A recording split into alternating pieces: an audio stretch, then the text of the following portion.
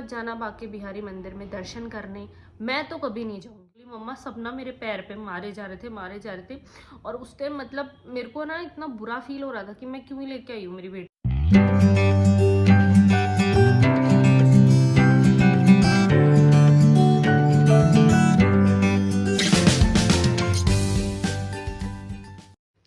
Hey guys, welcome back to my channel and today's vlog. Actually vlog भी नहीं है, मैं ना मतलब मैंने बहुत बार सोचा कि मैं इस बारे में आप लोगों को बताऊं नहीं बताऊं। फिर फाइनली मुझे लगा कि आप लोग भी मेरी फैमिली में हर चीज़ मोस्टली शेयर करती हूँ आपके साथ। तो इस पूरे आज की जो वीडियो बोलो या व्लॉग बोलो, इसमें मैं आपके साथ शेयर करूँगी मेरा एक्सपीरियंस। तो जो लोग भी हैं मेरे सब्सक्राइबर हैं जो वीडियोस देखते हैं, तो अगर मतलब मैं इसमें कुछ बुरा मानने वाली बात नहीं। अगर आपको लग रहा है कि कुछ चटपटा सा कुछ होने वाला है या कुछ ब्लॉग टाइप में, ऐसा कुछ नहीं है। पूरी वीडियो में मैं अपना एक्सपीरियंस शेयर करूंगी।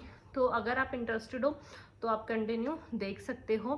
बट ये मैं आपको शॉर्ट ही देती हूँ कि जब मैं अपना एक्सपीरियंस आपके साथ शेयर करूँगी, जो कुछ भी हुआ, तो आपको शायद उस चीज़ से कुछ हेल्प ही मिलेगी। बाकी देखो, सबकी अपनी अपनी सोच है, अपनी अपनी पर्सपेक्टिव्स हैं चीज़ों को लेने के। बट मैंने जो एक्सपीरियंस किया वो मैं आपके साथ शेयर करना चाहूँगी। तो मेरी जो भी एक्सपीरियंस रहे हैं वो मैं आपके साथ शेयर करूँगी। बट उससे पहले आप जो क्लिप्स हैं वो देख लो, उसके बाद हम आगे बात करते हैं। चलो चलो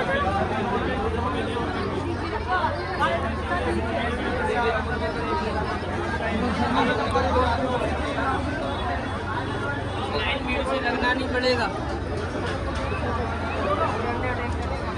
जूते चप्पल अंदर रखो, माला पैसा देगा भैया जी।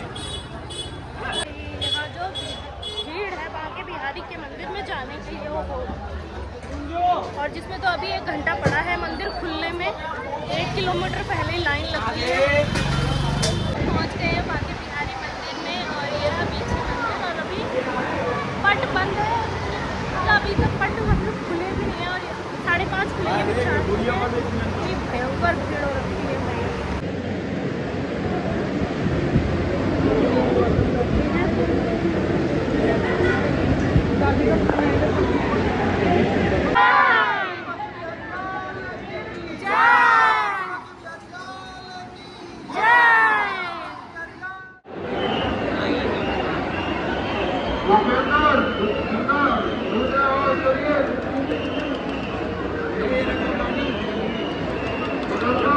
उल्टा आ गया तेरा भी माड़ा माड़ा यहाँ गोबर है, सुन रहे हो? अभी दर्शन करके आई हूँ एक शॉप के यहाँ पे, बाहर बैठी हुई हूँ कि गौतम मना मम्मी और परी नहीं आए। मैं घूम गई थी, उनसे अलग हो गई थी, तो मैं ही आई हूँ अभी तक।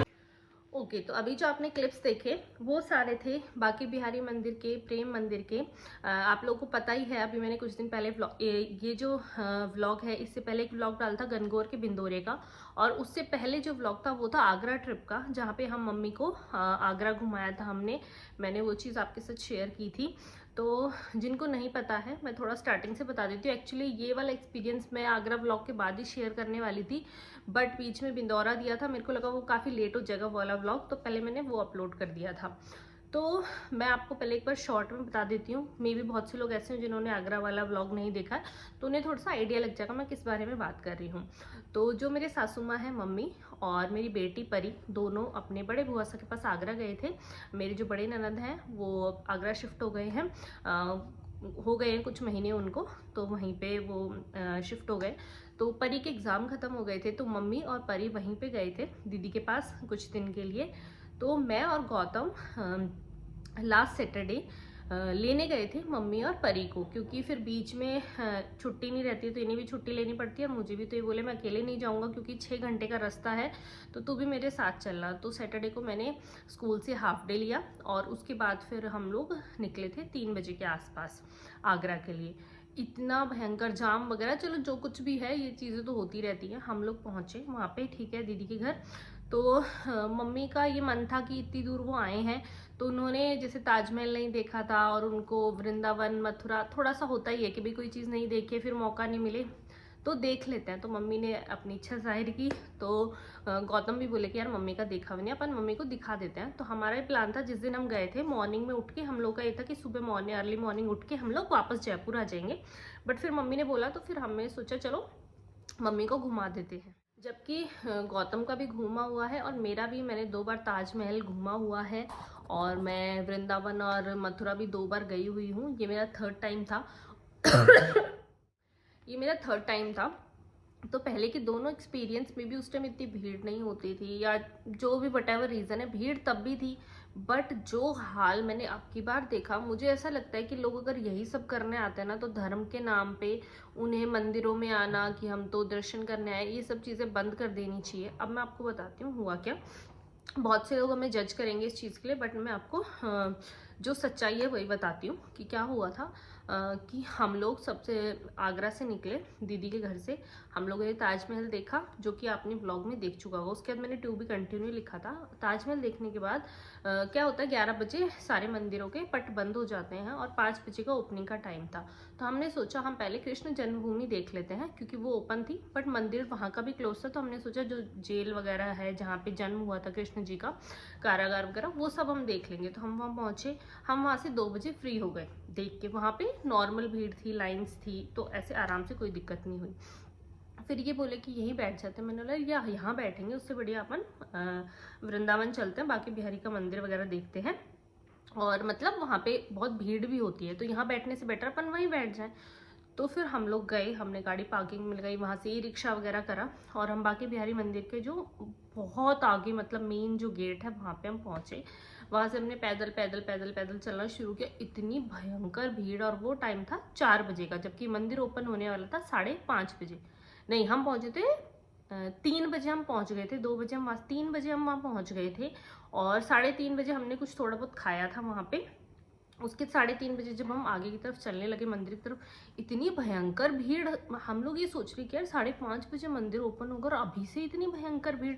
तो फिर हम चलते गए, हम थोड़ा आगे चले, तो जैसे हमने सोचा प्रसाद ले लेते हैं। तो प्रसाद की शॉप पे एक कोई भाई साहब थे, वो बोले कि आप लोग कितने लोग हो, हम आपको डायरेक्ट मंदिर के हॉल में पहुंचा देंगे।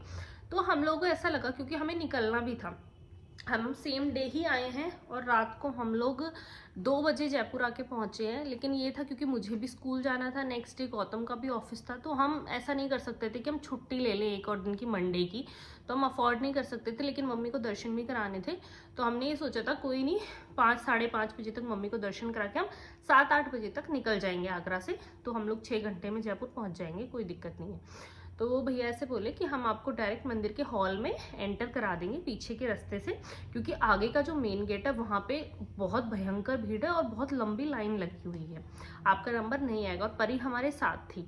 तो फिर गौतम ने तो मना किया, बट मैंने और मम्मी ने बोला कि देखो बच्चे हमारे साथ है, इतनी भयंकर भीड़ हो रखी है और हमें वापस भी निकलना है, लेट हो जाएगा। तो मैं कहा कोई बात नहीं। तो उन्होंने बोला कि 1100 रुपये लगेंगे, ऐसे ऐसे करके। तो हम लोग मान गए, जबकि गौतम एग्री नहीं थे, बट मेरे और मम्मी के कहने पे वो मान गए। तो फिर अब बहुत सारे यहाँ पे लोग कहेंगे कि आपने पैसे दिए, ये दिए। देखो, हम जब घर से निकले थे तो हमने हर चीज़ के पैसे देते हुए ही गए। हम दर्शन तभी हुए जब सबको हुए। बस उन्होंने मेन जो हॉल है बाके बिहारी मंदिर का, जो लोग गए हुए हैं वो जानते होंगे, जो मेन हॉल है वहाँ तक उन्होंने पहुँचाया। तो वहाँ उसके बाद जब पट खुले थे, सबके दर्शन हुए थे, तभी हमें दर्शन हुए थे। ऐसा कुछ नहीं था कि वीआईपी दर्शन हुए या हमें लाइन से आगे ले गए, ऐसा कुछ भी नहीं था। हम भी भीड़ में, ठीक है, वो पीछे से गली में से हमें 5 गेट नंबर 5 है पीछे की साइड, वहाँ से वो हमें लेके चले गए। और मेन जो हॉल है बाके बिहारी मंदिर का, काफ़ी बड़ा सारा, वहाँ पे पीछे हमें छोड़ दिया। तो गौतम को गुस्सा भी आया कि यार तुमने पैसे दिला दिए और यहाँ पे तो अभी भीड़ ही हो रखी है ऐसे। तो फिर मतलब जितने भी लोग हॉल में बैठे थे सब पैसे दे के ही एंटर हुए थे, आप ये समझ लो, क्योंकि जो मेन गेट था वो 5:30 बजे ही ओपन हुआ था बाके बिहारी मंदिर का। तो हम लोग वहाँ पे बैठ गए आराम से परी को लेके। हाँ, मतलब 5 बज गए। फिर 5:30 जैसी बजे तो बाके बिहारी के जो पट खुले, अच्छे से दर्शन हो गए, जबकि हम बहुत पीछे थे। फिर भी क्या, दूर से, हम जो बीच वाली लाइन में थे वो थोड़ी ऊपर थी, तो दर्शन हो गए अच्छे से, हाथ वाथ जोड़ लिए। और जैसे ही मेन गेट ओपन हुआ बाके बिहारी के मंदिर का, इतनी भयंकर भीड़। और लोग, ठीक है, भीड़ समझ आती है। जब मैं 12th क्लास में थी तब गई थी, फिर मैं कॉलेज टाइम में थी तब भी गई थी।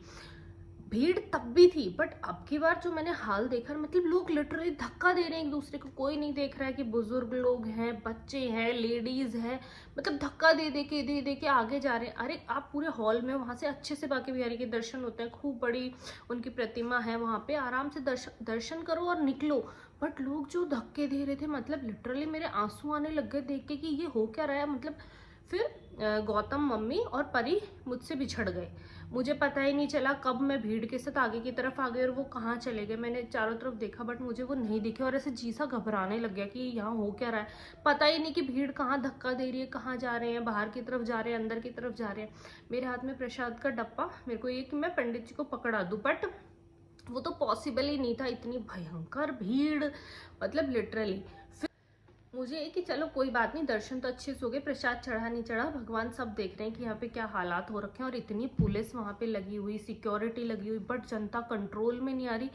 और मैं ये सोच रही कि इतनी धार्मिक पवित्र जगह है, यहाँ पे लोग ऐसे कैसे बिहेव कर रहे हैं। अरे आपके दर्शन हो गए, आप हाथ जोड़ो, आराम से धीरे धीरे निकलो, आगे वाले का भी ध्यान रखो। लेकिन लोगों को कोई मतलब नहीं, मतलब ऐसा लग रहा था इंसानियत खत्म हो चुकी है लोगों में। इतनी भयंकर तरीके से धक्के मार रहे हैं एक दूसरे को, ऐसे परवाह ही नहीं है कि दूसरा आदमी जिंदा भी रहे कि नहीं रहे। लिटरली ये हालात थे वहां पे मंदिर के अंदर। तो मैंने सोचा कोई नहीं, प्रसाद चढ़ा नहीं चढ़ा, अपन निकलते हैं। अभी इतने भयंकर ऐसे जी घबरा रहा था और ऐसे, तो मैंने पुलिस वाले से पूछा कि गेट नंबर 5 की तरफ निकलना है, किधर से निकले, तो वो बोले इधर से निकलो। तो मैं जैसे ही निकलने लगी तो ना, जैसे बांके बिहारी जी की जो प्रतिमा है ना, उसके दोनों साइड में जनता के खड़े होने के लिए ऐसे स्टेयर्स बना के जनता के खड़े होने के लिए जगह बनी। वहां से औरतें उतरेंगी तो 4 पुलिस वाले, 2 लेडीज और 2 जेंट्स ऐसे हाथ पकड़ के ऐसे चेन बना ली उन्होंने, और औरतें वहां से उतर रही हैं। तो किसी का कुर्ता फटा हुआ है और ना कोई रो रही है, किसी के बाल ऐसे, मतलब भीड़ की वजह से जो उनकी हालत हो रखी थी। और फिर एक पुलिस वाले अंकल, एक मतलब मेरे जैसी कोई थी, मेरे से एज की, उसने उसका हाथ पकड़ के ऐसे खींचा कि आगे की तरफ चलो। उस लड़की को आगे गुस्सा, बोले आपने मुझे टच कैसे किया, आपकी हिम्मत कैसे हुई। तो बोलते हैं कि भीड़ हो रही है। बोले भीड़ हो रही है तो हम जा रहे हैं ना अपने आप से, आप ऐसे पकड़ के क्यों फेंक रहे हो, ऐसे यहाँ पे क्या मचाया हुआ है। फिर एक आंटी जी आ रहे थे बहुत, मतलब वो तो मम्मी की एज के थे, वो रोने लग गए। मतलब इतना बुरा हाल, मैं लिटरली, मतलब मैं खुद ना, मेरे इतने मन में थी मैं बांके बिहारी के दर्शन करूंगी, क्योंकि मैं 2 बार ऑलरेडी जा चुकी हूँ। वहां जाके जो सुकून मिला था ना पहले, अब की बार सुकून वगैरह तो छोड़ो, आप दर्शन बहुत अच्छे से हुए, बहुत खुशी हुई देख के। लेकिन जो वहां पे मचा हुआ था ना, मैं लिटरली सबको यही बोलूंगी कि कभी मत जाना बांके बिहारी मंदिर। मैं तो कभी नहीं जाने वाली हूँ। मतलब लोग इंसानियत भूल गए हैं, इतना बुरा हाल। यार आप ये तो देखो, आपसे बड़े हैं, बच्चे हैं, और मतलब जेंट्स ये भी नहीं देख रहे हैं, यहाँ तक कि लेडीज में भी यही हाल कि यार साइड में जो बंदा है वो गिर गया है नीचे, उसको वो गिर गया है, जो गिर गया है उसके ऊपर से लोग जाए जा रहे हैं। मतलब मुझे अभी भी, मैं सोच रही हूँ ना, तो मेरे को ऐसे फील हो रहा है कि मतलब ऐसी धार्मिक जगह पे आके लोग ऐसा कैसे बिहेव कर सकते हैं। जैसे तैसे करके हम निकले उस गेट से बाहर, तो ना वृंदावन की बहुत ऐसे सकड़ी सकड़ी गलियां हैं, दोनों साइड में नालियां वगैरह, धीरे धीरे धीरे धीरे चींटी की तरह लोग चल रहे हैं। तो मेरे पीछे एक बच्ची जो सुबक सुबक के रो रही होगी, 13 या 14 साल की, उसके पीछे उसकी मम्मी, तो उसको बार बार बोल रही बेटा चुप हो जा, चुप हो जा। क्या है, वो बच्ची डर गई।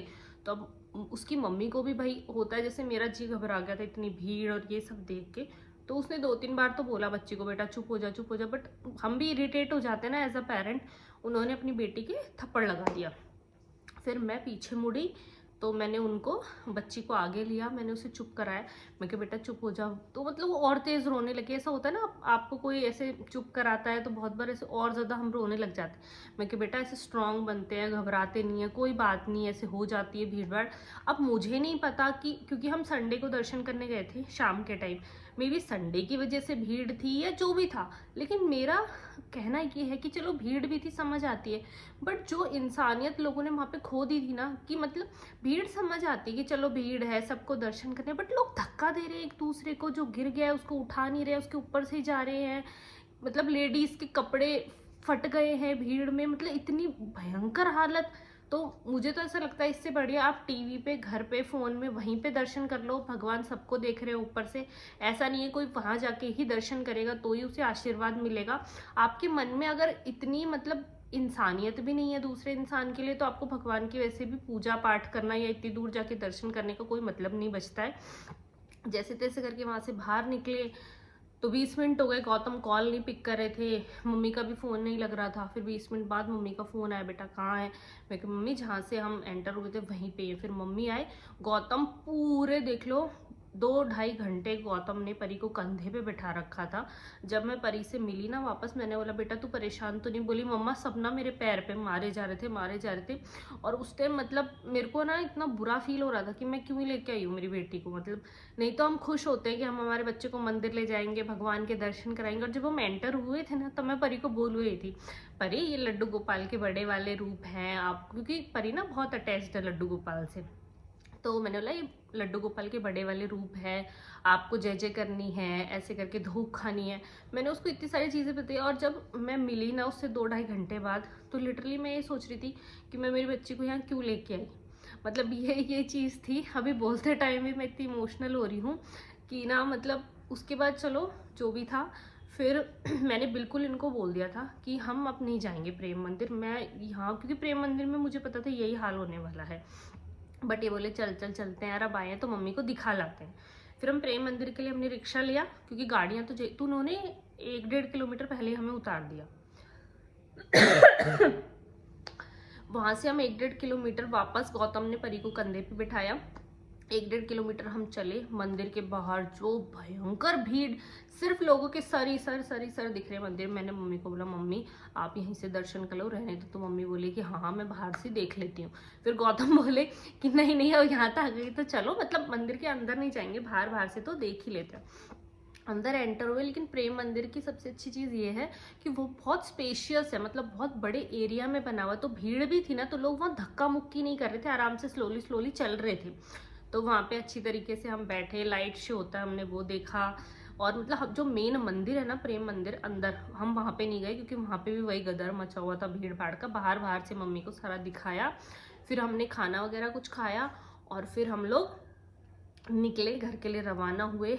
और इतनी भयंकर बुरी हालत हो गई थी, पैर ना मतलब टिक नहीं रहे थे, इतनी भयंकर एड़ियों में दर्द हो रहा था। तो मेरा ये एक्सपीरियंस इतना मतलब बेकार रहा है ना, वृंदावन और मथुरा का। ताजमहल का फिर भी सही था, लेकिन मैंने तो हाथ जोड़ लिए बाकी बिहारी से कि मैं तो आपके दर्शन घर से ही कर लूँगी, क्योंकि ऐसे। और मैं ना आप लोगों को बोलूँगी कि बहुत से हमारे पेरेंट्स ना जैसे एजड हो गए, वो जिद करते हैं कि हमें मंदिर ले चलो, हमें देखना है, दर्शन करना है। लेकिन अगर मे भी हो सकता है कि वीकडेज में ऐसा ना होता हो, क्योंकि हम संडे को गए थे, संडे को ही ऐसा हुआ, मे भी हो सकता है। अगर आप वीकडेज में अभी रिसेंटली गए हो तो मुझे कमेंट करके बताना कि यही हाल होता है या फिर सिर्फ संडे की वजह से भीड़ ज़्यादा थी। क्योंकि मैं तो यही सजेस्ट करूँगी, संडे वाले दिन अगर आपके छोटे बच्चे हैं और आपके पेरेंट्स हैं जो कि थोड़े एजड हैं, उनको बिल्कुल लेके मत जाना, आप घर से ही दर्शन करा दो, वही बेटर है। तो ये था एक्सपीरियंस जो कि मुझे लगा मुझे आपके साथ शेयर करना चाहिए। तो आई होप आपको मेरा एक्सपीरियंस कुछ हेल्प करेगा। तो इस व्लॉग को यहीं पे एंड करते हैं, फिर आपसे मिलते हैं नेक्स्ट व्लॉग में।